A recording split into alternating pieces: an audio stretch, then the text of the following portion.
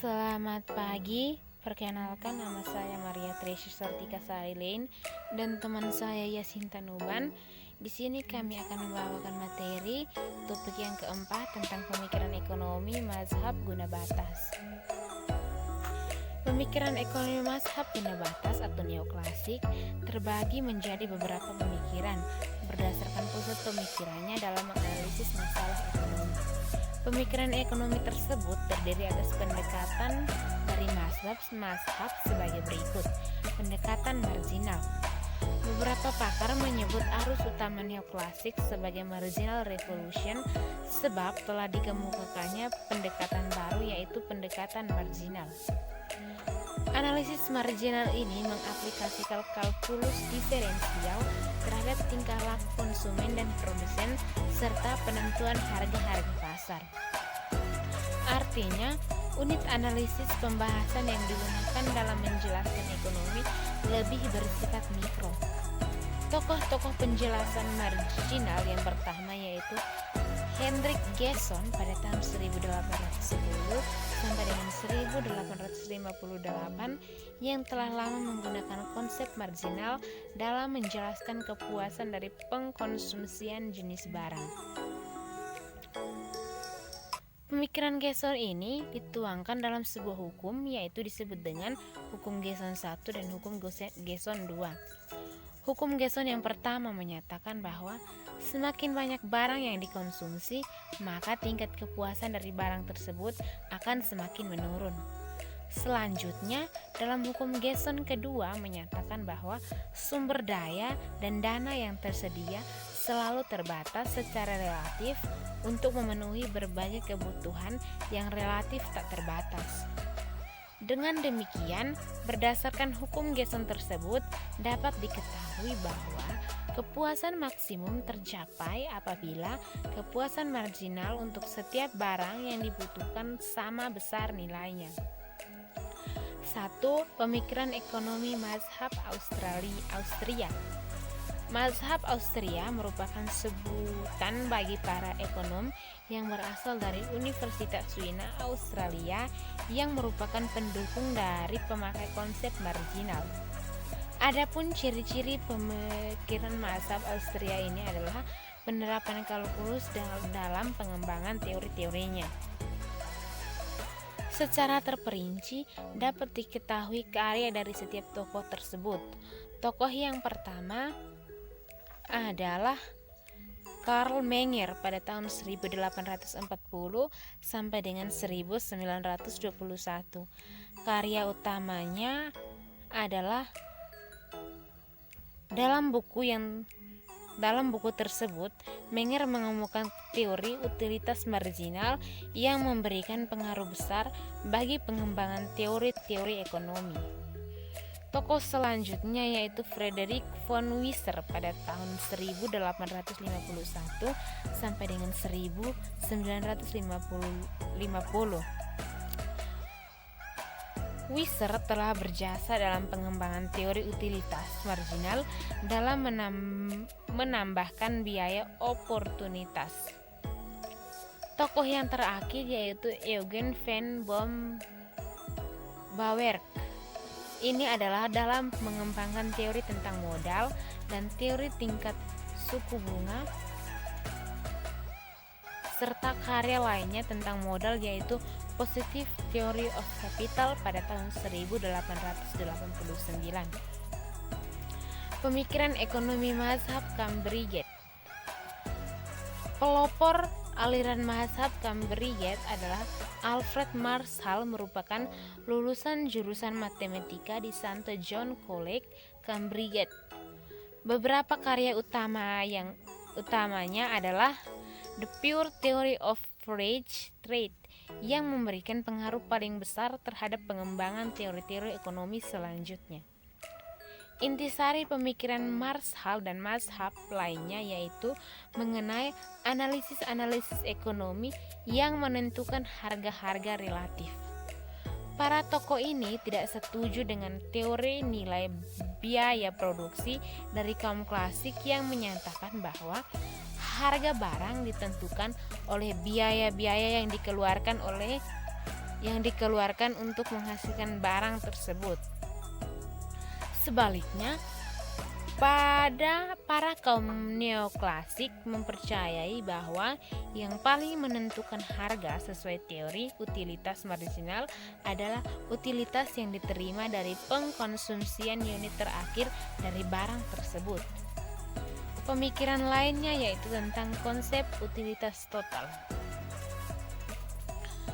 Utilitas marginal dan utilitas rata-rata.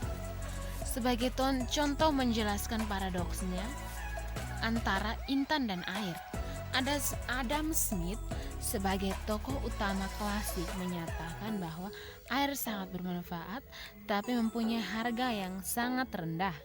Sebaliknya, intan kurang bermanfaat tapi mempunyai harga yang sangat tinggi. Marshall sebagai tokoh mazhab Cambridgate menyatakan bahwa faktor yang menentukan harga selain faktor biaya adalah faktor subjektif dari produsen maupun konsumen. Unsur subjektif dari pihak konsumen adalah pendapatan, sedangkan faktor subjektif dari produsen adalah konsumsi keuangan perusahaan. Maksudnya kondisi keuangan perusahaan. Lebih jelas, Marshall menyatakan bahwa harga terbentuk sebagai interaksi antara kekuatan permintaan dan penawaran yang dilakukan oleh produsen maupun konsumen. Apabila harga yang terbentuk melebihi biaya yang dikeluarkan untuk memproduksi barang tersebut, maka produsen akan memperoleh keuntungan, begitu pula sebaliknya. Marshall dianggap sebagai salah satu ekonom ulung yang karya-karyanya sangat fundamental dalam mengembangkan ekonomi. Selain terkenal dalam kepakarannya, Marshall terkenal sangat peduli terhadap kaum miskin. Menurutnya, ilmu ekonomi sebagai alat dan saran untuk memperoleh kesejahteraan umum dan sebagai kekuatan untuk menemukan kebenaran. Selanjutnya, menurut Marshall, kebenaran tersebut harus ditunjukkan pada penyelesaian masalah kemiskinan dan kemelaratan. Tokoh terakhir dari Marshall Cambridgate adalah Piguet yang mengemukakan tentang real balance effect, yaitu kemudian dikenal dengan Piguet effect. Dampak Piguet adalah suatu stimulasi kesempatan kerja yang disebabkan oleh meningkatnya nilai real dan kekayaan liquid sebagai konsekuensi dari turunan harga-harga. Konsep ini merupakan dasar dari pemikiran kaum klasik dan neoklasik yang percaya bahwa keseimbangan kesempatan kerja penuh dapat tercapai. Berikut pokok-pokok ajaran mazhab guna batas atau neoklasik akan dijelaskan oleh teman saya Sinta Nuban. Kepada Sinta saya persilahkan.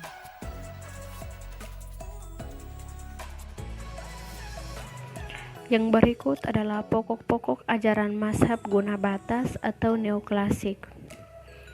1.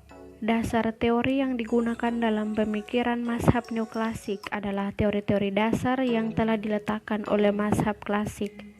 Namun demikian, mazhab neoklasik menggunakan pendekatan baru, khususnya pendekatan yang berhubungan dengan teori nilai, harga, dan distribusi pendapatan di antara faktor-faktor produksi.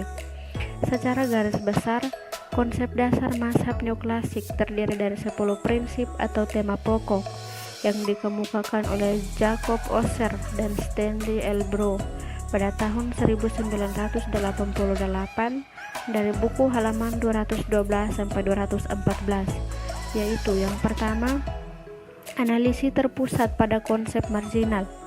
Mazhab neoklasik konsisten dalam mengembangkan konsep marginal dari teori sewa tanah diferensial David Ricardo sebelumnya ke seluruh teori ekonominya.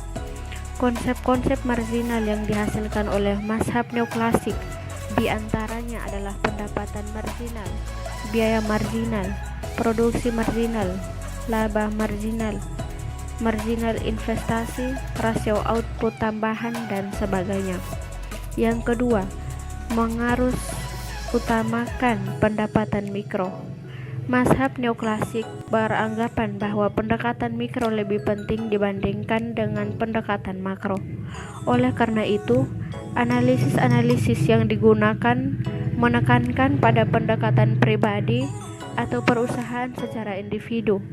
Perhitungan ekonomi yang digunakan mempertimbangkan keputusan individu, kondisi pasar untuk satu jenis barang individu atau output perusahaan secara spesifik. Yang ketiga, penggunaan metode abstrak deduktif. Metode ini merupakan metode penarikan kesimpulan melalui penalaran. Penggunaan metode ini dipelopori oleh mazhab klasik yang untuk memperoleh kesimpulan khusus keranjat dari kesimpulan umum. Yang keempat, pendekatan keseimbangan. Kaum neoklasik sama halnya dengan klasik percaya dengan semua kekuatan ekonomi akan menuju pada titik keseimbangan atau equilibrium, seperti keseimbangan harga yang terjadi antara kekuatan permintaan dan penawaran. Beberapa ekonomi neoklasik, yaitu Piero Sraffa, Edward Chamberlain, dan John Robinson menguji ulang konsep keseimbangan pasar secara mendalam. Hasil dari analisisnya menyimpulkan bahwa dasar tidak selalu dalam kondisi keseimbangan sempurna. Terdapat kondisi yang menyebabkan pasar menjadi persaingan monopolistik dan persaingan tidak sempurna. Yang berikut, pengintegrasian tanah dan modal. Kaum neoklasik meyakini bahwa tanah dan modal menjadi bagian utama dalam mengembangkan suatu usaha. Adapun bunga, sewa, laba sebagai imbal hasil dari sumber daya kepemilikan. Yang berikut, perilaku ekonomi rasional. Kaum neoklasik beranggapan bahwa pada dasarnya manusia akan selalu bertindak rasional. Tindakan manusia dianggap benar apabila tindakan tersebut mengarah pada kebahagiaan. Oleh karena itu, bentuk utama rasional manusia adalah akan selalu bersikap yang memaksimumkan fungsi guna. Fungsi guna ini menyatakan bahwa kebahagiaan terbesar diperoleh dari jumlah terbesar. Artinya kebahagiaan akan tercapai apabila dapat memaksimumkan fungsi guna atau utilitas, dan menurut mazhab neoklasik ini menjadi tujuan murni manusia. Yang berikut, keterlibatan pemerintah minimal. Sama halnya dengan pemikiran klasik, mazhab neoklasik beranggapan bahwa keterlibatan pemerintahan dalam perekonomian harus dibatasi karena ini merupakan pilihan kebijakan yang terbaik. Tujuan dari kebijakan ini adalah untuk memperoleh kemanfaatan sosial yang besar dari terlaksananya hukum-hukum ekonomi alamiah. Yang berikut, penekanan pada persaingan murni. Analisis pasar mazhab neoklasik berdasarkan pada asumsi pasar persaingan sempurna atau perfect competition. Dengan asumsi tersebut, maka tidak ada perseorangan atau perusahaan yang mempunyai cukup kekuasaan ekonomi untuk mempengaruhi harga pasar dengan jelas.